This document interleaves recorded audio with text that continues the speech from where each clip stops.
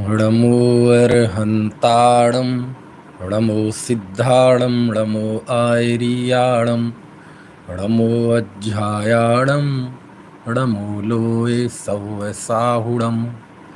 मङ्गलं भगवान् वीरो मङ्गलं गौतमो गणी मङ्गलं कुन्दकुन्दार्यो जैनधर्मोऽस्तु मङ्गलं। सर्वमङ्गलमाङ्गल्यं सर्वकल्याणकारकं प्रधानं सर्वधर्माणां जैनं जयतु शासनम्। अर्हन्त भास्यत्थं गणहरदेवेहि गन्त्यं सम्मं।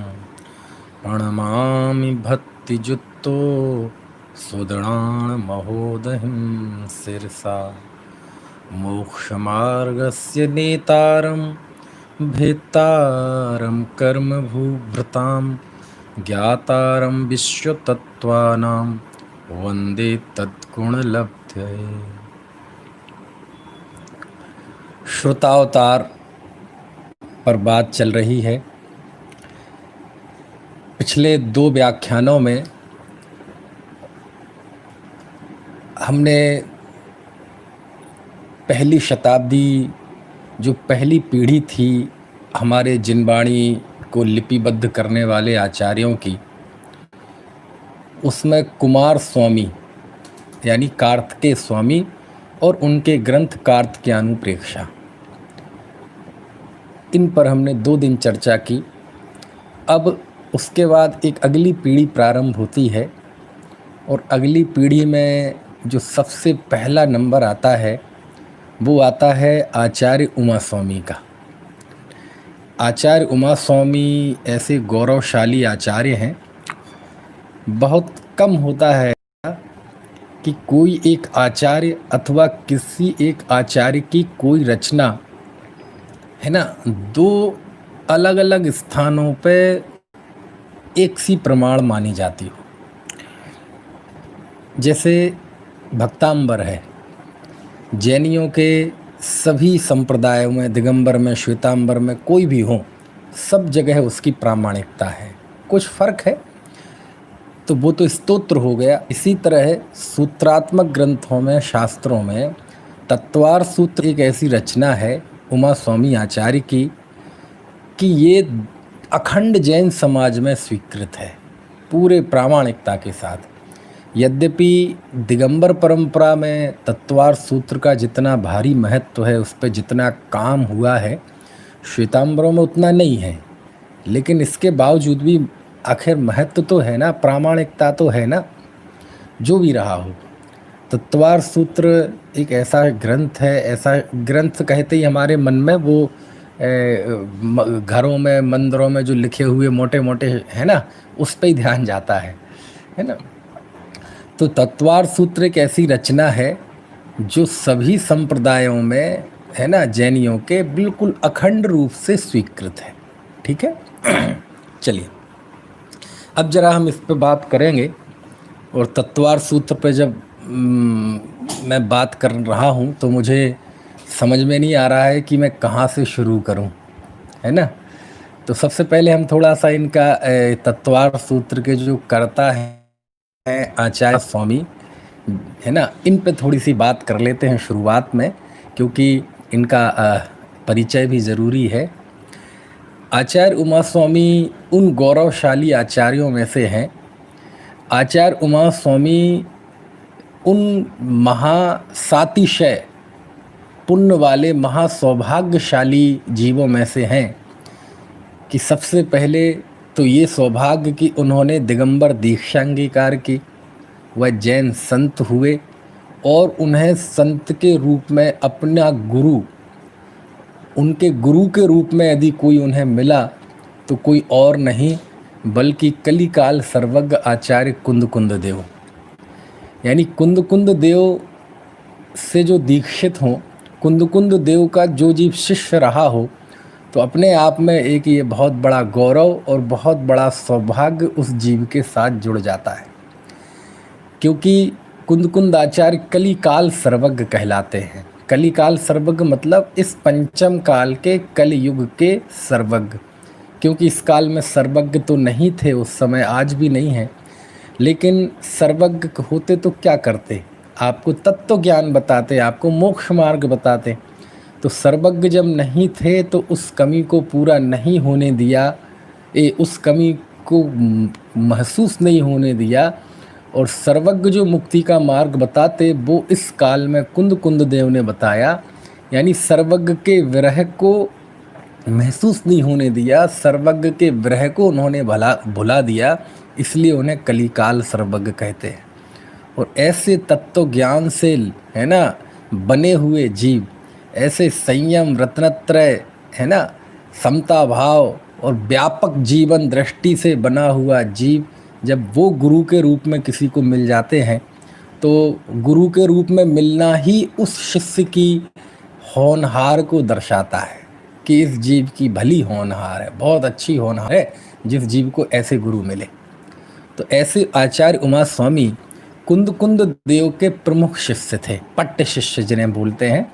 पट्ट तो आप जानते हैं ना, पट्ट को यदि हम सीधी भाषा में समझें तो आपने पटरानी तो सुना होगा, चक्रवर्ती की 96,000 रानियों पटरानी, है ना।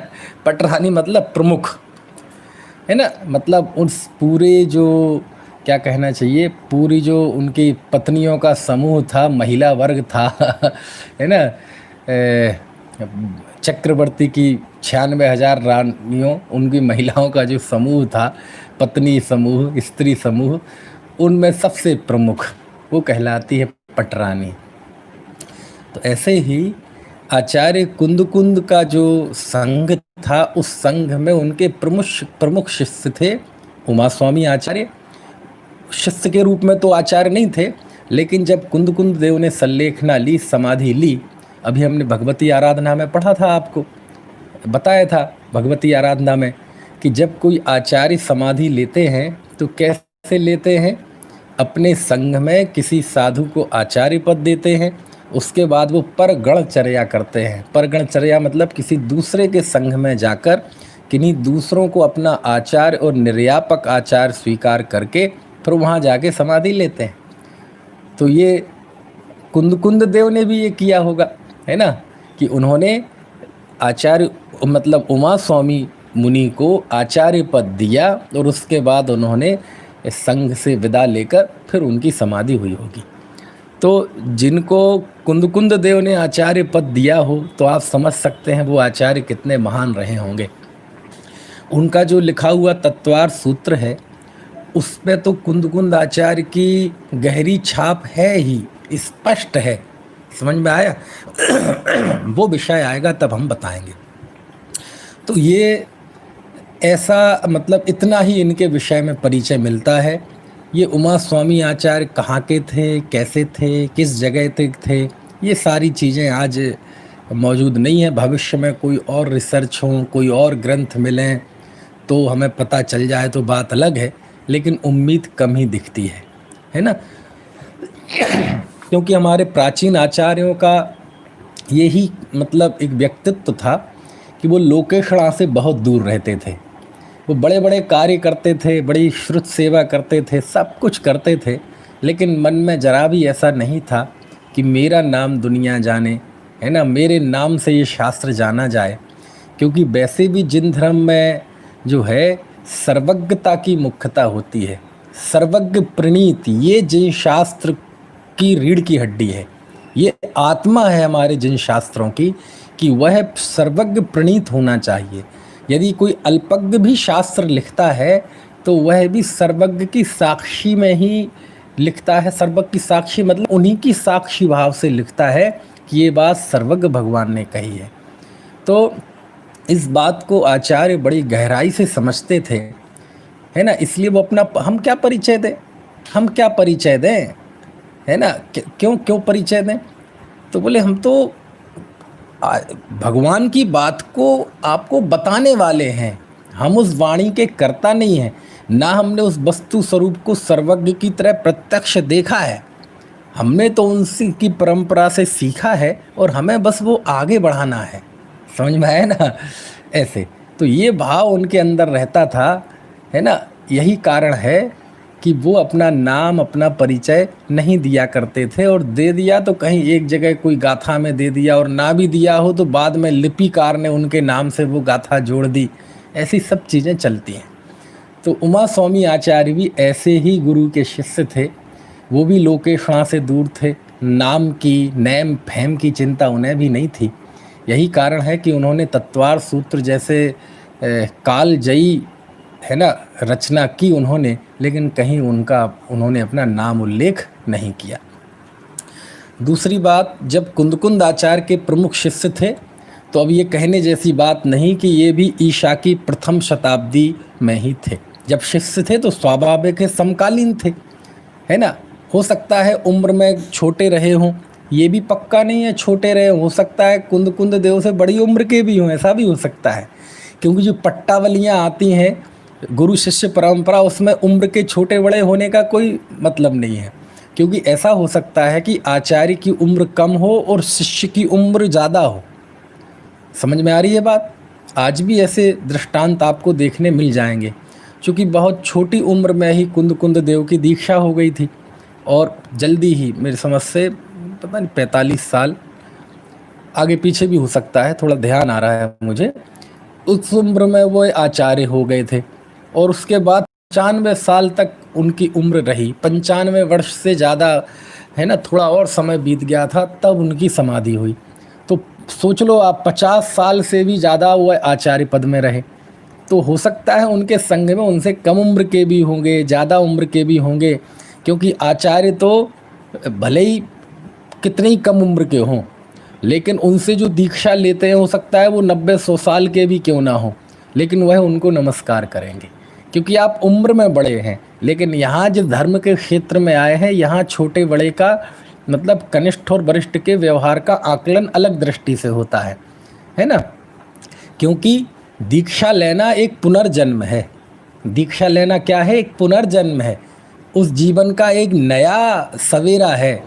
समझ में आया ना? एक उस जीवन का एक नया अवतार हुआ है उस जीव का। उसके पहले उसने सारा जीवन काय में निकाला, है ना, असंयम अथवा देश संयम में निकाला। सकल चारित्र की आराधना नहीं हो पाई, इंद्रिय विषयों के बीच निकाला, कभी कम कभी ज़्यादा। लेकिन अब जब उसने वस्त्र त्याग दिया, यही कारण है कि दीक्षा लेने के बाद उसका नाम भी बदल देते हैं, उसका गोत्रोत्र का व्यवहार भी पूरा हो जाता है, खत्म हो जाता है। उन्हें कोई सूतक पातक भी नहीं लगता, नाम बदल गया, सब बदल गया। एक तरह से नया जन्म हुआ है, पुनर्जन्म हुआ है। तो जिसने पहले दीक्षा ले ली, मान लीजिए किसी ने 2 साल हो गए दीक्षा ली, तो उसकी उम्र 2 साल, और वैसे कोई 100 साल का था लेकिन आज दीक्षा ली है तो उसकी उम्र 1 साल, दीक्षा की दृष्टि से, है ना। तो उमा स्वामी आचार्य कुंद आचार्य से उम्र में हो सकता है बड़े भी हों, छोटे भी हों, ये तो केवल मैं एक खामखा की कल्पना कर रहा हूँ। लेकिन मैं ये कहना चाहता हूँ कि उमा स्वामी आचार्य भी उसी दौर के आचार्य हैं, कुंद आचार्य के शिष्य हैं, मतलब उन्हीं के समकालीन हैं। उन्हें तो हम अगली पीढ़ी में इसलिए ले रहे हैं क्योंकि कुंद देव और उमा स्वामी के बीच में गुरु शिष्य का संबंध था। यदि गुरु शिष्य के संबंध को गौण कर दिया जाए तो ये आचार्य भी उसी सूची में हैं जिस सूची में भूतबली पुष्पदंत हैं, जिस सूची में कुंद देव हैं, जिस सूची में भट्टकेर स्वामी हैं, जिस सूची में यति वृषभ आचार्य हैं, और जिसमें शिवकोटि स्वामी हैं। तो आचार्य भूतबली पुष्पदंत से लेकर शिवकोटि महाराज तक की ये जो बहुत गौरवशाली आचार्य रहे हमारे उस प्रारंभिक शताब्दी के, प्रारंभिक दौर के, उसी में उमा स्वामी आचार्य। इन सबको नाम दिया है विद्वानों ने श्रुतधर आचार्य। क्या नाम दिया है? श्रुतधर, जिन्होंने श्रुत को धारण किया। समझ में है ना? श्रुतधर आचार्य, ठीक है, जिन्होंने उस समय जो भी श्रुत था, जो गुरु परंपरा से उन्हें प्राप्त था, उसको उन्होंने धारण किया, उसे लिपिबद्ध किया, वो श्रुतधर आचार्य कहलाते हैं। फिर उसकी परंपरा में जो टीकाएँ लिखेंगे, सूत्र लिखेंगे, वो आगे की और परंपरा है ना। लेकिन ये श्रुतधर आचार्य कहा है इन्होंने। तो उमा स्वामी आचार्य, इनका आगे स्वामी शब्द लगा हुआ है। और कई बार तो ऐसा होता है कि हम सम्मान में लगा देते हैं। जैसे आचार्य कुंद कुंद स्वामी, अब ये स्वामी उनका नाम का हिस्सा नहीं है, लेकिन हम उनको सम्मान के साथ लगा देते हैं। कुंद कुंद देव, कुंद कुंद स्वामी, कुंद कुंद महाराज, ये उनके नाम का हिस्सा नहीं है। स्वामी हो सकता है इनका ये स्वामी नाम का हिस्सा हो, क्योंकि क्योंकि क्योंकि आप जिनागम में चले जाइए, जहाँ कहीं स्वामी शब्द आया हो, स्वामी, अकेला स्वामी, तो वहाँ स्वामी का अर्थ होता है समंतभद्र स्वामी। इतना सम्मान था। जैसे पुराने अब मतलब जाएँ शास्त्रों में और लिखा है उक्तम चा शास्त्रे, शास्त्र में ऐसा कहा है, तो शास्त्र में ऐसा कहा है उसका मतलब होता था तत्वार्थ सूत्र में, समझ में आए ना। और कहा जाए स्वामी ऐसा कहते हैं, तो वहाँ स्वामी का अर्थ होता है समंतभद्र स्वामी। यानी समंतभद्र स्वामी का कितना सम्मान रहा होगा कि स्वामी शब्द समंतभद्र स्वामी के लिए रूढ़ हो गया, शास्त्र शब्द तत्वार्थ सूत्र के लिए रूढ़ हो गया। समझ में आए ना, शास्त्र में ऐसा लिखा है मतलब तत्वार्थ सूत्र में ऐसा लिखा है। समझ में आ रही है बात। तो ऐसे स्वामी शब्द, धरसेन स्वामी, भूतबली स्वामी, पुष्पदंत स्वामी, तो सम्मान के लिए हम सबके नाम के साथ स्वामी जोड़ देते हैं। समझ में आया ना। लेकिन उमा स्वामी नाम ऐसा लगता है कि ये इनके नाम का हिस्सा है, उमा स्वामी। और वैसे भी आप दक्षिण भारत में जाएं तो प्रायः लोगों के आगे स्वामी जुड़ा रहता है। सुब्रह्मण्यम स्वामी, चंद्रा स्वामी, बिंद्रा स्वामी, समझ में आए ना, ऐसे ऐसे। तो हमारी आचार्य परंपरा प्रायः दक्षिण भारत में मतलब रही, बहुत समृद्ध परंपरा रही। कुंद कुंद देव भी दक्षिण में ही थे, समंत भद्राचार्य भी दक्षिण में ही थे, है ना। प्रायः अब जब कुंद कुंद आचार्य दक्षिण में थे तो उमा स्वामी आचार्य भी दक्षिण में थे। ये सब दक्षिण भारत में हमारे महान महान आचार्य हुए। यहाँ तक कि बाद में भी देख लो आप, अकलंक देव तो 8वीं शताब्दी के हैं, मतलब कुंद कुंद देव से 700 साल बाद, 800 साल बाद, तब भी वो दक्षिण भारत में ही थे। जहाँ उनका वाद विवाद हुआ था जिस तारा देवी से, जिस मंदिर में, वो मंदिर के मैंने दर्शन किए, और वो भी दक्षिण भारत में ही है, वहाँ तमिलनाडु में ही, जहाँ हम पोन्नूर जाते हैं ना, जो कुंद कुंद की देव की साधना स्थली है, उससे ही उसी एरिए में वो मंदिर है, जहाँ वो जगह भी बनी हुई है। एक तरफ आचार्य अकलंक देव विराजमान थे, दूसरी तरफ बौद्धों की तारा देवी विराजमान थी, और दोनों में शास्त्रार्थ हुआ था, है ना। तो हमारे आचार्यों की सब प्रायः घटनाएं सब दक्षिण भारत में, और वहाँ स्वामी शब्द ये अपने आप जुड़ जाता है। कभी नाम के साथ होता है, और नाम के साथ ना हो तो सम्मान के लिए होता है, और हमारे यहाँ तो सम्मान के लिए होता ही है। स्वामी मतलब मालिक, स्वामी मतलब भगवान, स्वामी मतलब तीर्थंकर, स्वामी यानी माई बाप, समझ में आए ना। तो आचार्य उमा स्वामी के साथ जो स्वामी है, आचार्य उमा स्वामी का एक दूसरा नाम भी चलता है, उमा स्वाति। लेकिन ये उमा स्वाति दिगंबर परंपरा जो है, मूल परंपरा, प्राचीन परंपरा, वो उमा स्वामी है। ये उमा स्वाति तो शिलालेखों वगैरह में भी मिल जाता है, लेकिन ये उमा स्वाति तो ये बहुत बाद में। दरअसल क्या हुआ, श्वेतांबरों में एक तत्वार्थाधिगम है, जो कि तत्वार्थ सूत्र पे भाष्य है, तत्वार्थाधिगम भाष्य, और वह भाष्य के रचनाकार माने गए हैं एक उमा स्वाति। ये उमा स्वाति आमतौर पे प्रायः दोनों को एक समझ लिया जाता है, लेकिन वो उमा स्वाति अलग है। और यहाँ तक कि हमारे एक बहुत बड़े विद्वान हुए हैं, जैनियों के नहीं, एक सामान्य संस्कृत दर्शन के विद्वान, भाषा के विद्वान, डॉक्टर बलदेव उपाध्याय। तो उन्होंने तो साफ साफ लिखा है कि जो तत्वार्थ सूत्र के टीकाकार हैं, पूज्यपाद स्वामी, है ना, अकलंक देव, विद्यानंदी, बोले इनके सामने यदि तत्वार्थाधिगम भाष्य रखा जाए तो कहीं कोई तुलना ही नहीं है दोनों में। ये बोले बहुत बाद की रचना है, इतनी अपरिपक्व रचना है, उसमें वैसी गंभीरता नहीं है। समझ में आया ना।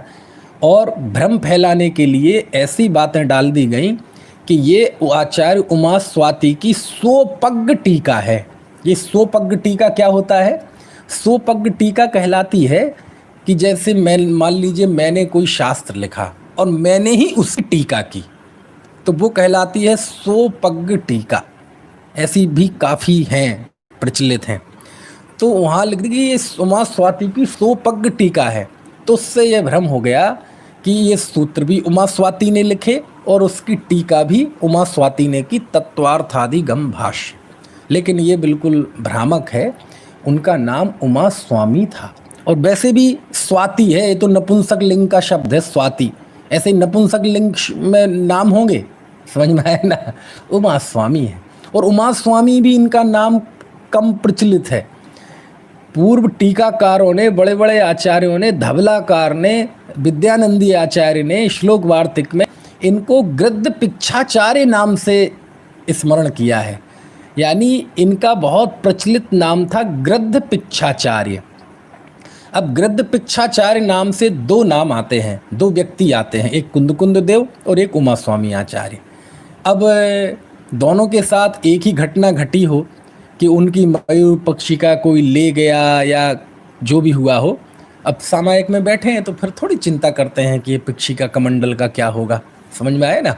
सामायिक में तो जब कोई जीव बैठता है तो इसी भाव से बैठता है कि अब तो कुछ भी हो जाए। सामायिक के काल में वो हिलते डुलते भी नहीं हैं। आँख खोलना तो ठीक बात है, किसी से बातचीत करना तो ठीक बात है, स्वाध्याय भी नहीं करते, समझ में आए ना। सामायिक में बैठे हैं तो तत्व का चिंतन करते हैं, बिल्कुल समस्त प्रकार के कार्यों का त्याग करके। तो क्या हो, उठा ले गया हो, कोई पशु ने यहाँ वहाँ कर दी हो, तो उन्होंने, अब उस समय ऐसा शास्त्र में लिखा है कि बिना पिक्षिका के कोई मुनि नहीं चलते। और प्रायश्चित लिखा, यदि आप बिना पिक्षिका के 7 कदम भी चलेंगे तो आपको प्रायश्चित लेना पड़ेगा, एक कायोत्सर्ग करना पड़ेगा। और यदि कोष का लिखा, इतने कोष चल गए तो आपको उपवास करना पड़ेगा, ऐसा प्रायश्चित लिखा है बाकायदा।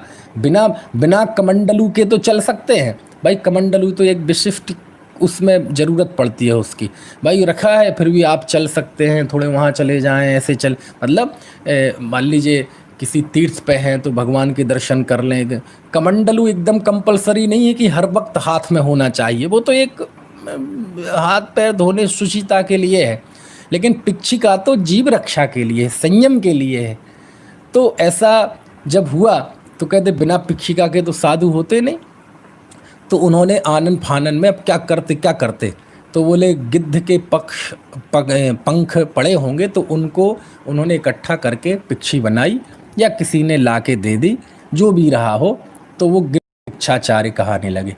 अब वो दोनों ही के लिए कहा जाता है, कुंद देव के लिए भी और उमा स्वामी आचार्य के लिए भी।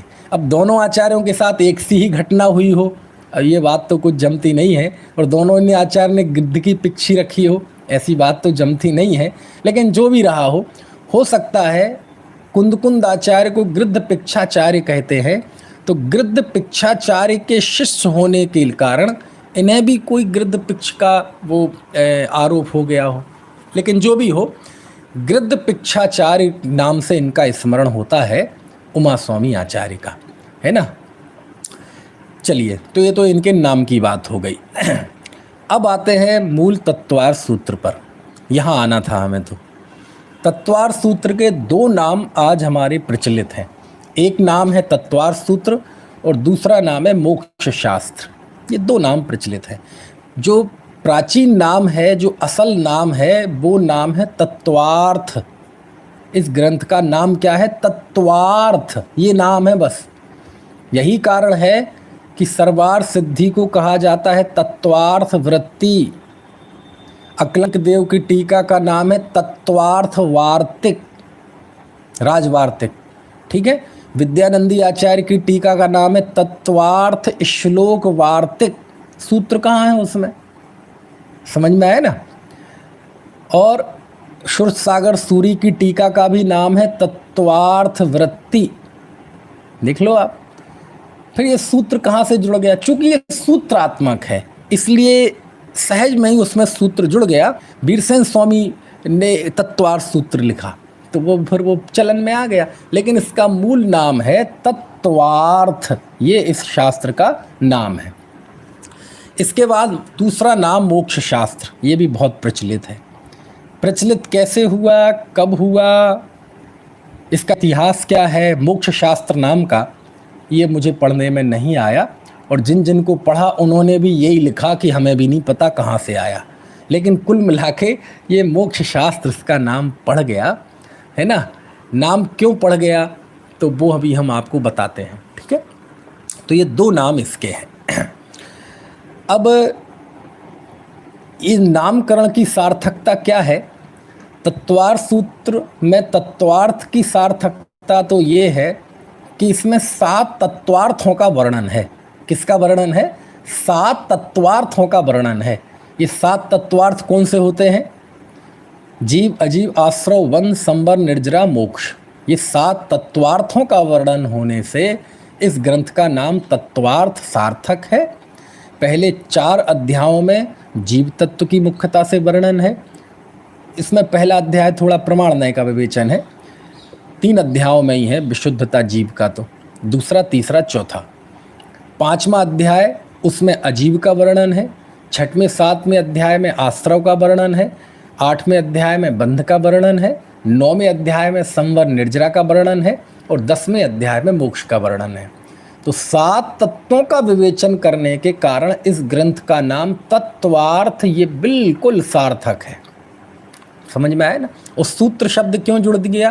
क्योंकि वो सूत्रात्मक है, सूत्र शैली में। अभी मैं बहुत सरल बातें आपको बता रहा हूँ, जो चर्चा आगे बढ़ेगी बहुत गंभीर और मार्मिक बातें मैं इसके विषय में बताऊंगा आपको।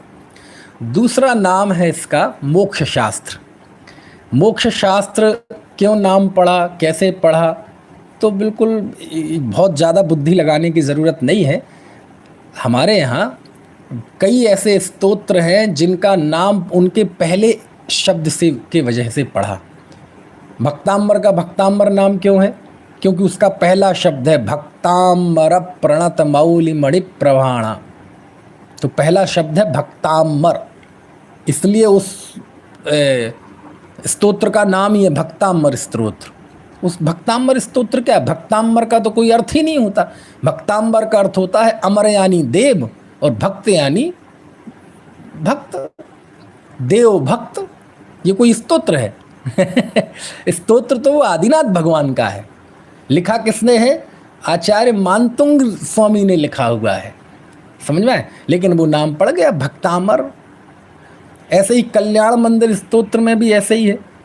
और आप देवागम स्तोत्र देख लो, आप समंत भद्र स्वामी का रचा हुआ, उसका भी पहला शब्द है देवागम नभोयाने चामरादि विभूतयः।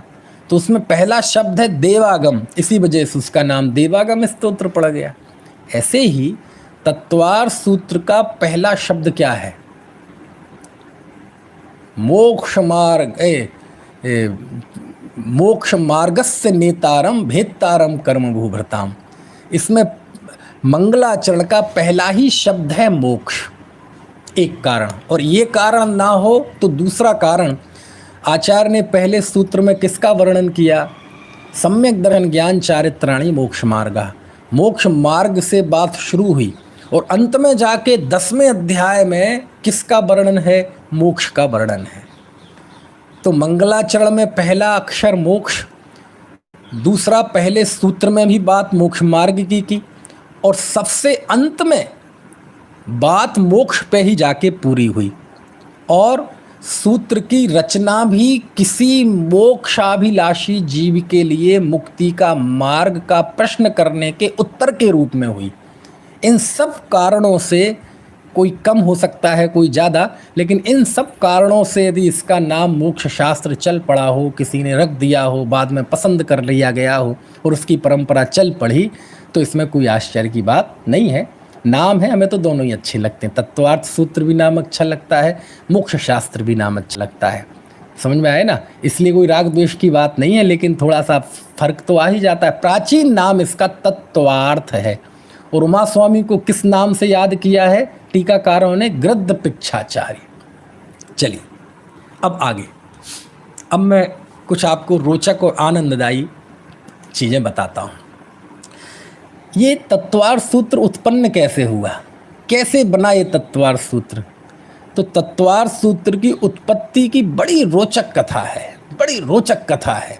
ये तत्वार सूत्र ऐसे कहते हैं, कोई ऐसी बहुत प्लानिंग से लिखा हो आचार्य ने, प्लानिंग से मतलब कोई बहुत मतलब कई महीनों सोचा हो, कोई इसे चर्चा की हो, कोई वार्ता की हो, है ना, आपस में बातचीत की हो, ऐसा हुआ होगा। लेकिन इसकी जो उत्थानिकाएँ हैं, इसके संबंध में जो कथाएं चलती हैं, वो ये कहती हैं कि तत्वार सूत्र की शुरुआत तो अनायास हुई, अनायास मतलब अचानक हुई। बाद में बाकी सूत्रों की रचना भले ही उन्होंने बहुत समय लगाया हो, बहुत सोच समझ के लिखा हो, लेकिन तत्वार सूत्र की उत्पत्ति कैसे हुई, तो इसके विषय में दो बातें हमें बतानी है। एक तो इसके पीछे प्रचलित है दंत कथा, कथा किंवदंती, वो कितनी सही है कितनी गलत है हमें नहीं पता, लेकिन वो प्रचलित है। और दूसरी चीज़ है, दूसरी बात लिखी आचार्य पूज्यपाद स्वामी ने, देवनंदी स्वामी ने सरवार सिद्धि में, क्योंकि तत्वार सूत्र की सबसे प्राचीन जो टीका है, जो उपलब्ध टीकाओं में बता रहा हूँ, वह है आचार्य पूज्यपाद स्वामी की सरवार सिद्धि टीका, और अद्भुत ग्रंथ है सरवार सिद्धि।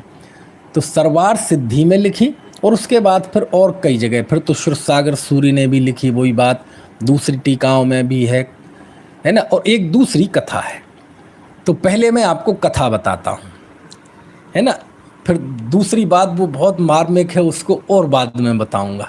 पहले चूँकि सरल बात चल रही है, पहले सरल बात बता दूँ। इसमें ये कथा आती है कि आचार्य उमा स्वामी देव जब नगर के बाहर थे, तो वह नगर में आए आहार चर्या के लिए। अब आहार चर्या के लिए ही मान लें, क्योंकि और क्या प्रसंग होगा, दर्शन के लिए भी आ सकते हैं, मंदिर में है तो, मंदिर यदि है वहाँ तो और चूँकि पास में है तो स्वाभाविक है, श्रावक होंगे तो मंदिर भी होगा। तो वो आए, तो जब वो नगर से लौटने लगे तो वहाँ किसी श्रावक ने ऐसा लिख रखा था कि दर्शन ज्ञान चारित्राणी मोक्ष मार्गा। अब वो कहाँ लिखा था, दीवार पे लिखा था, कैसे लिखा था पता नहीं, ठीक है ना, कहानी है, कहानी को बहुत बारीकी से ना देखें आप, बस भाव ध्यान रखें मैं क्या कहना चाहता हूँ। तो वहाँ लिखा था दर्शन ज्ञान चारित्राणी मोक्ष मार्गा। तो वो जब पढ़ा आचार्य देव ने, उमा स्वामी आचार्य ने, तो उमा स्वामी आचार्य के मन में थोड़ा सा लगा, यार ये तो एकदम गलत है, ये सूत्र सही नहीं है, समझ में आया ना। तो उन्हें लगा कि ये तो अपूर्ण है, तो उन्होंने क्या किया, उस सूत्र को सुधार दिया। आप ऐसे समझ लो दीवार पे लिखा था, तो उन्होंने वहीं कुछ पढ़ा होगा, तो उससे उन्होंने उस सूत्र में आगे एक शब्द जोड़ दिया, सम्यक, ये शब्द और जोड़ दिया। तो सूत्र क्या बन गया, सम्यक दर्शन ज्ञान चारित्राणी मोक्ष मार्गा। बात समझ में आ रही कि नहीं। अब जब ये सूत्र जो बन गया तो आचार्य देव तो चले गए। उसके बाद जब वो जो घर का मालिक था, वो जो श्रावक था, वो आया तो उसका ध्यान उसी पे गया, तो बोले यार ये सम्यक शब्द किसने जोड़ दिया। बात समझ में आ रही है कि नहीं, ये किसने जोड़ दिया, क्योंकि हो सकता है किसी ने गड़बड़ कर दी और शरारत कर दी, होते ना लोग शरारती। यहाँ लिखा है यहाँ कचड़ा डालना मना है, तो शरारती तत्व क्या करते हैं, बच्चे या बड़े, बड़ों में भी बहुत बड़े बड़े शरारती होते हैं। छोटे बच्चों की शरारत तो ज़्यादा नुकसान नहीं देती, लेकिन बड़ों की शरारत तो इतिहास रच देती है। तो लिखा ना यहाँ कचड़ा फेंकना मना है, तो वहाँ मना शब्द को मिटा दिया। अब क्या अर्थ हो गया इसका, यहाँ कचड़ा फेंकना है बिल्कुल अर्थ बदल गया ना।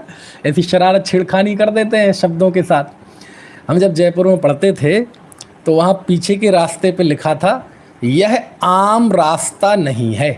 क्या लिखा था, यह आम रास्ता नहीं है। रा में आ की मात्रा जुड़ी हुई थी, तो रा और आ की मात्रा के बीच में किसी ने एक छोटा सा डैश लगा दिया, हाइफन, तो वह वाक्य बन गया यह आम सस्ता नहीं है समझ गए ना। अब देखो कितना अर्थ बदल गया एक डैश से। यह आम रास्ता नहीं है और डैश लगा दिया तो यह आम सस्ता नहीं है। ये हिंदी की ताकत है, एक डैश से कितना अर्थ बदल गया। जैसे एक वो लिखा था ना, आजकल विज्ञापन में आता है, दाने दाने में केसर का दम, किसी ने उसमें बिंदी लगा दी, दाने दाने में कैंसर का दम। समझ में आया ना, कितना अर्थ गौरव आ गया उसमें। तो ऐसा होता है। तो पहले तो उन्हें लगा श्रावक को कि जरूर किसी ने कोई छेड़खानी की है, लेकिन जब बताया कि भैया ये एक दिगंबर संत आए थे, दिगंबर संत ने ये किया है, अब बात गंभीर हो गई। अरे बात तो जरूर कुछ है। वैसे तो दिगंबर संत ज़्यादा कुछ मतलब नहीं रखते किसी से, लेकिन जब उन्होंने ये काम किया है तो जरूर कुछ बहुत गहरी बात है। और वह जीव आचार्य उमा स्वामी को खोजने चला गया। अब आचार्य उमा स्वामी ईर्ष्या समिति पूर्वक चलने वाले कहाँ जाएंगे, है ना। और चातुर्मास के समय तो आमतौर पर सुनिश्चित भी होता है कि वो यहाँ होंगे, और चातुर्मास नहीं भी हो, विहार भी कर गए हों तो कितनी दूर जाएंगे, है ना। तो वह जीव गया और आचार्य उमा स्वामी मिले। आचार्य उमा स्वामी से उन्होंने पूछा, हे आचार्य देव, मैं अभी वही हूँ जहाँ जिसके घर में आप वो सूत्र सुधार कर आए हैं, तो आपने वो सम्यक शब्द क्यों जोड़ दिया। तो आचार्य ने बताया, अरे भैया तुम समझते नहीं हो। यदि हम कहेंगे दर्शन ज्ञान चारित्राणी मोक्ष मार्गा, कि दर्शन ज्ञान चारित्र तीनों मिलकर मोक्ष के मार्ग हैं, तो फिर तो सभी जीव मोक्ष मार्गी हो जाएंगे। क्योंकि कोई भी दुनिया का जीव हो, सबकी कोई ना कोई श्रद्धा है ही, सबका कोई ना कोई ज्ञान है ही, सबका अपना अपना कोई चारित्र है ही, चाहे मिथ्या दृष्टि हो चाहे सम्यक दृष्टि, एक इंद्रिय का भी, पशु पक्षी कीड़े मकोड़ों का भी। तो यदि इस सूत्र के हिसाब से तो सभी मोक्ष मार्गी हैं, क्योंकि सबके दर्शन ज्ञान चारित्र है। समझ में आया ना। तो कहते नहीं भैया, जो दर्शन मोक्ष मार्ग है, लेकिन कब, जब वह सम्यक हो। ज्ञान मुक्ति का मार्ग है, लेकिन कब, जब वह सच्चा हो। और चारित्र मुक्ति का मार्ग है कब, जब वो सम्यक हो। तो दर्शन ज्ञान चारित्र ये मोक्ष के मार्ग हैं, लेकिन कौन से, सम्यक दर्शन सम्यक ज्ञान सम्यक चारित्र। इसलिए मैंने सम्यक शब्द जोड़ दिया, नहीं तो इसमें महादूषण प्राप्त होगा, अति व्याप्ति दोष आएगा अपनी न्याय की भाषा में कहें तो। और जब ये बात उसने सुनी, उसका नाम भी आता है, उसका नाम आता है सिद्धय। और जब ये बात सुनी, अहो मुझे तो इन बातों की खबर ही नहीं थी। आह आचार्य, मेरे ज्ञान चक्षु खुल गए, आपके समक्ष आके मेरी बहुत बड़ी भूल निकल गई। अब हम पे कृपा कीजिए, कृपया इस सूत्र का विस्तार कीजिए, इसका अर्थ भव्य जीव को बताइए। तब आचार्य ने उसे समझाने के लिए और सूत्रों की रचना की, और इस तरह तत्वार्थ सूत्र ग्रंथ की रचना हो गई। समझ में आती है बात। एक तो ये कथा आती, ये कथा है। अब दूसरा उल्लेख वो है पूज्यपाद स्वामी का, सर्वार्थ सिद्धि का। उसमें आचार्य ने लिखा, बहुत अच्छा सर्वार्थ सिद्धि की आप शुरुआत की 5-7 पंक्तियां पढ़ेंगे ना, तो बहुत आनंद आया उसमें, बहुत आनंद आएगा। मुझे वो टूटी फूटी याद है पंक्तियां, है ना। देखो मैंने निकाल के रखी हैं, वो संस्कृत में पढ़ के बताता हूँ, नहीं भी बताऊँगा, अपने शब्दों में भी बता दूँगा, तो आपको उसमें समझ में आ जाएगा, लेकिन मुझे मज़ा नहीं आएगा, इसलिए मैं आपको वो पढ़ के सुनाता हूँ। कश्चित भव्य प्रत्यासन्न निष्ठा प्रज्ञावान स्वहित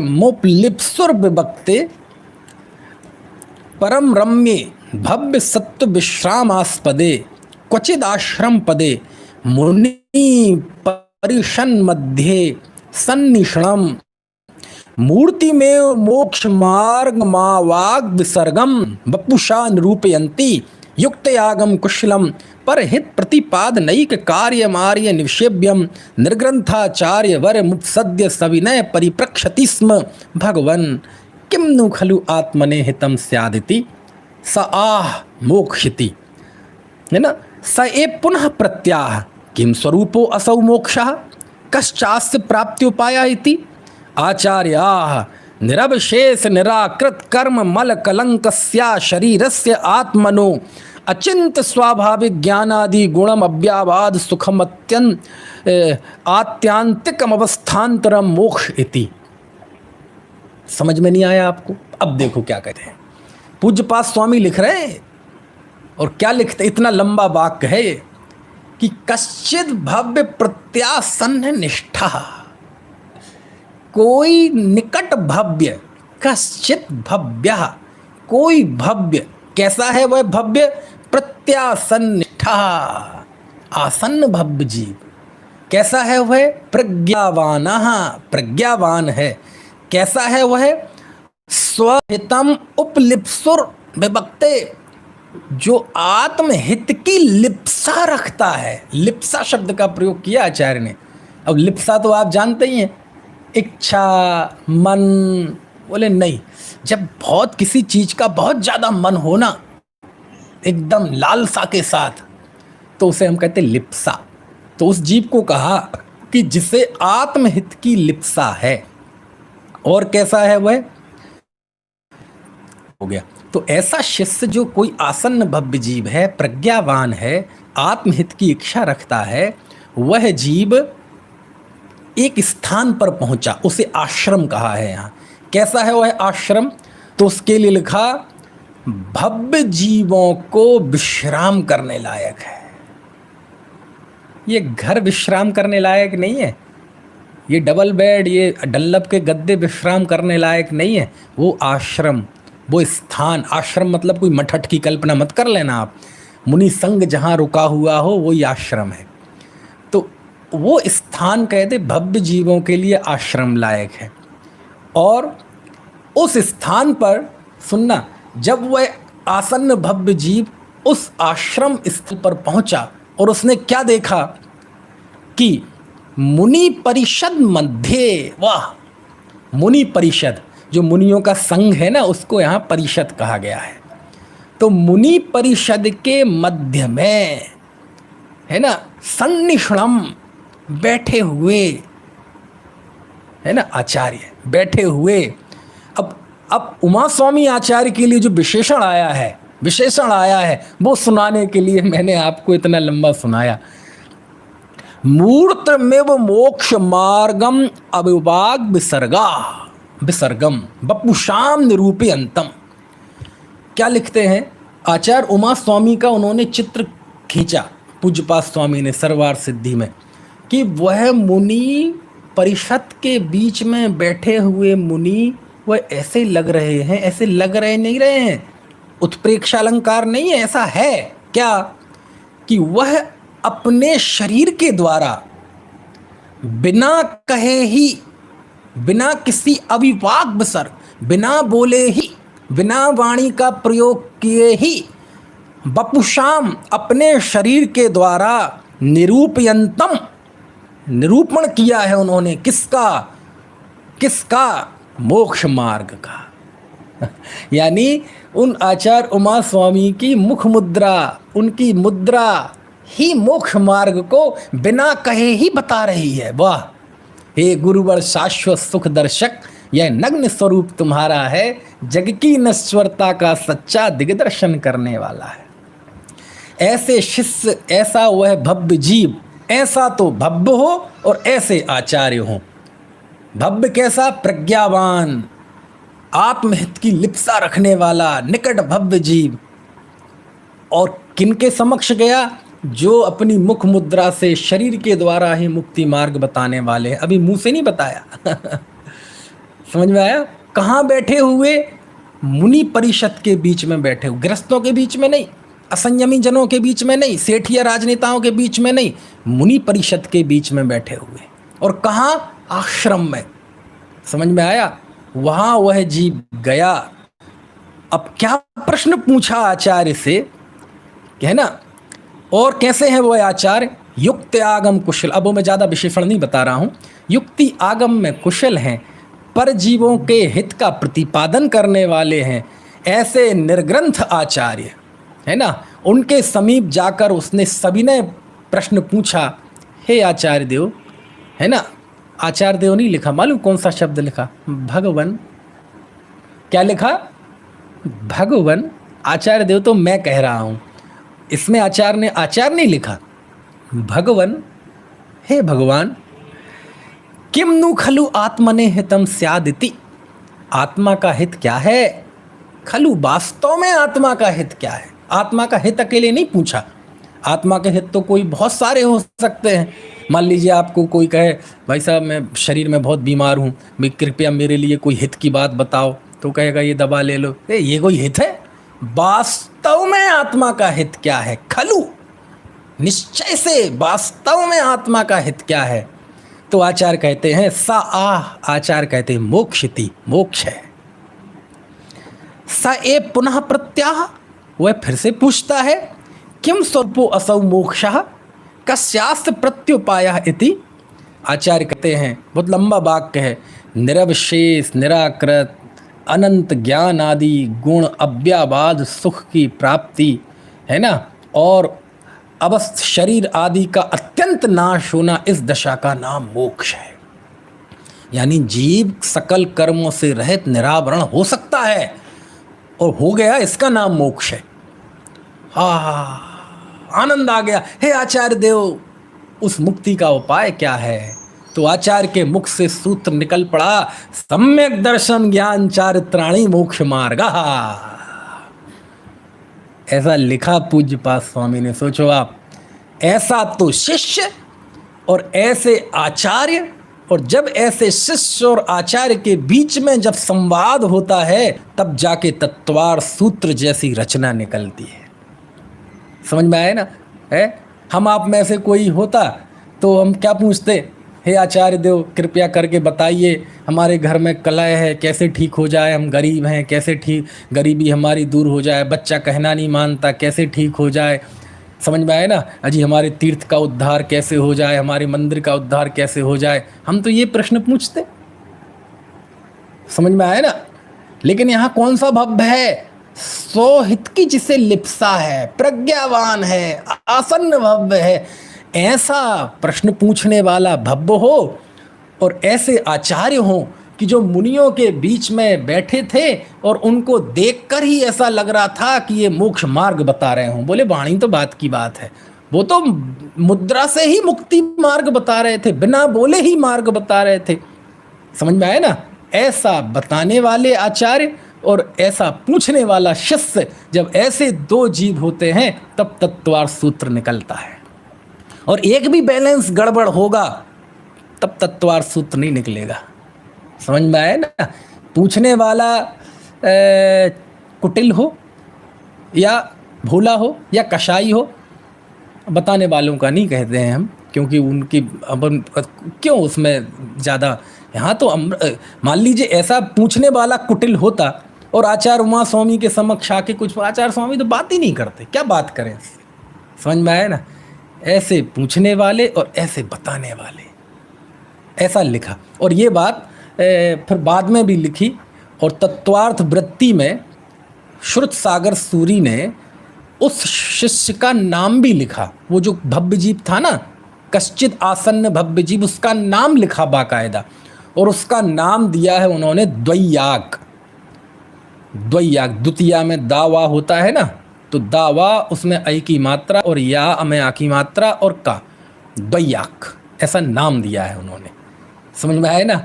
तो अब ये दो चीज़ें हैं, एक मैंने आपको कथा बताई और दूसरी आचार्य पूज्यपाद स्वामी का ये उल्लेख बताया, और बाद में फिर कई टीकाकारों ने वो बात लिखी।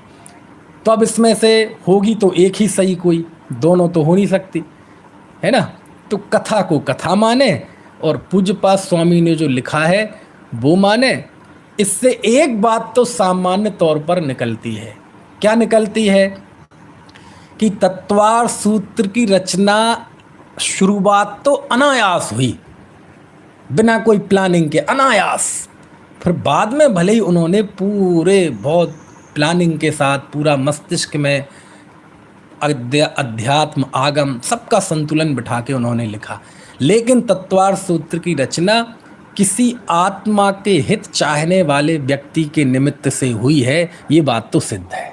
मतलब क्या हुआ कि तत्वार सूत्र का संबंध सीधा हमारे आत्महित से है, हमारे मुक्ति मार्ग से है। इसलिए जो आत्मा के हित के वांछक हों उन्हें इस तत्वार सूत्र का अध्ययन जरूर करना चाहिए। अभी समय हो गया है और चर्चा बाद में।